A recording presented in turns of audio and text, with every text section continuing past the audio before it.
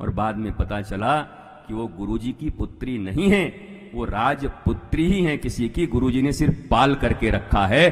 तब जाकर कहा कि मेरा रक्त मुझे और मेरे संस्कार मुझे धोखा नहीं दे सकते। दो लोगों ने कथाएं लिखी हैं। शेक्सपियर की कथा में वेस्टर्न कल्चर का प्रकाशन होता है कि भूलवशात एक पुत्र ही अपनी मां को नहीं पहचान पा रहा है और नियम था उस राज्य का कि जो उस राज्य का राजा बनेगा उसको विवाह करना होगा। और हमारे यहां एक ऐसा अपने खून में लिखा है, कथाएं भी कैसे लिखनी है ये संस्कार लिखता है।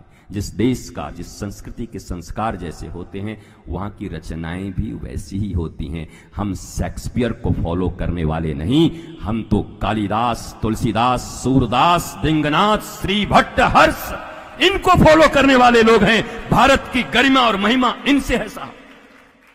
रघुवंशम पर भी मैं बोलूंगा क्योंकि रघुवंशम पर बोलना बड़ा जरूरी है। ओरिजिनल राम कथा आनी बहुत जरूरी है समाज के सामने। और भारतीय तत्कालीन राजनीति में उस राम कथा की कितनी आवश्यकता है। एक एक बजट निर्धारित कर दिया है, रक्षा बजट 3% से ज्यादा न हो। How is it possible 3%? Ram ji कह रहे हैं भरत को, भरत 3% से ज्यादा रक्षा बजट मत रखना। बोला 3%? बोला हाँ मैं बताता हूं कैसे रखोगे।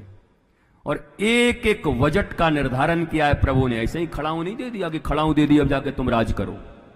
एक एक नीति पर चर्चा की है, तब भरत को भेजा है। और भरत तो खैर गड्ढे में रहकर चलाने वाले असली तो शत्रुघ्न ही थे।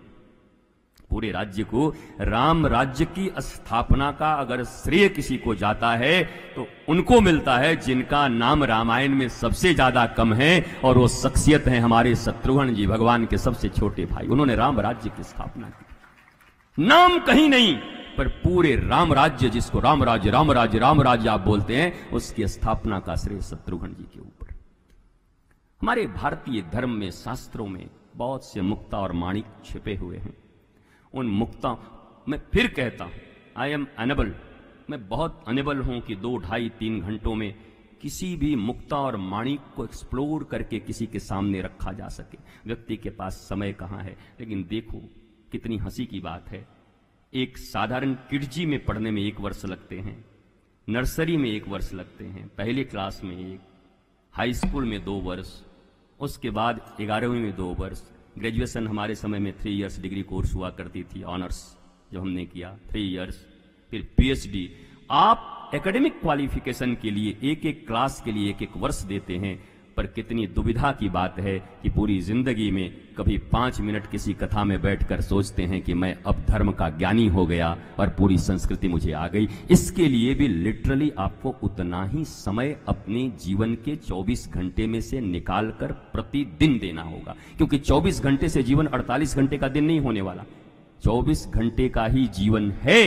और इसमें से ही संस्कार, संस्कृति, स्पिरिचुअलिज्म, रिलीजन नहीं कहता मैं, स्पिरिचुअलिज्म, स्पिरिट सबसे बना है स्पिरिचुअलिज्म। जिसके जीवन में उत्साह है वही स्पिरिचुअल है। आध्यात्म का अर्थ है, शरीर को तो हमने पढ़ लिया, ये लौकिक विद्या हमें शरीर के बारे में बताती है, ये एमबीबीएस की डिग्री तुम्हें शरीर के बारे में बताती है।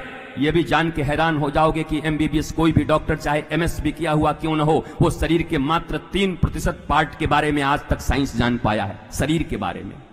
देन व्हाट अबाउट योर मन, योर इंद्रिया, योर बुद्धि, योर चित्ता, योर अहंकार, कर्मेंद्रिया, ज्ञानेन्द्रिया, पंच महाभूत, अंतःकरण चतुष्टय, मन बुद्धि चित्त अहंकार, soul. What about this things? कहां है ये? कौन पढ़ा रहा? कैसे जानेंगे? बिना इसके जाने जीवन में समृद्धि की पराकाष्ठा पर अमेरिका और स्वीडन की तरह खड़े भी हो गए तो आत्महत्या और पागलपन की संख्या ही ज्यादा बढ़ेगी। इंडिकेशन यही है। आरटीआई डालिए आप, मेरी बात मत मानिए, डालो आरटीआई, और डालो कि दुनिया में सबसे ज्यादा आत्महत्या कहां होती है, डालो कि सबसे ज्यादा रुपए लोग कहां कमाते हैं। इन्हीं तीनों कंट्रियों में कमाते हैं, इन्हीं तीनों कंट्री में सबसे ज्यादा पागल भी रहते हैं,